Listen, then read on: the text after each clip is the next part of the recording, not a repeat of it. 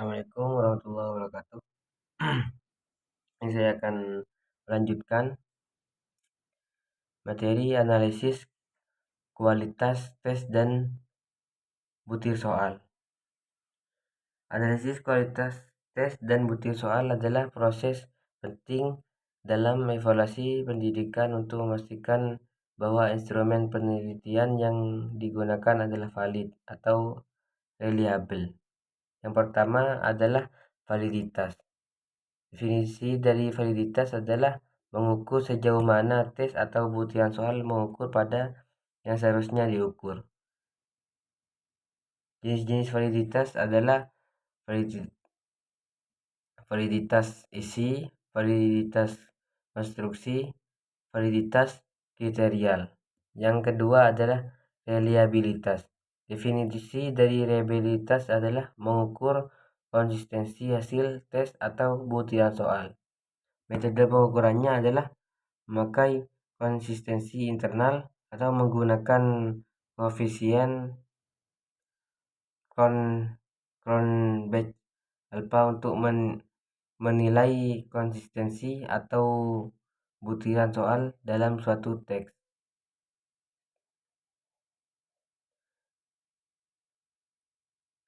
Dan stabilitas, mengukur hasil tes yang sama pada waktu yang berbeda tes retest. Yang ketiga, daya pembeda. Definisi dari pembeda menunjukkan kemampuan butir soal untuk membedah antara siswa yang memiliki kemampuan tinggi dan rendah. Analisis, hitung indeks daya beda, point Besheriff correlation untuk setiap butiran soal. Butiran soal dengan daya pembeda tinggi membantu membedakan antara siswa yang memahami materi dan yang tidak memahami materi. Yang keempat, tingkat kesulitan. Tingkat kesulitan mengukur seberapa sulit sebuah butiran soal bagi siswa. Analisisnya adalah hitung proporsi siswa yang menjadi soal dengan benar. Juga soal dengan p-value rendah dianggap sulit, sedangkan p-value tinggi dianggap mudah. Idealnya soal sebaiknya memiliki tingkat kesulitan yang bervariasi.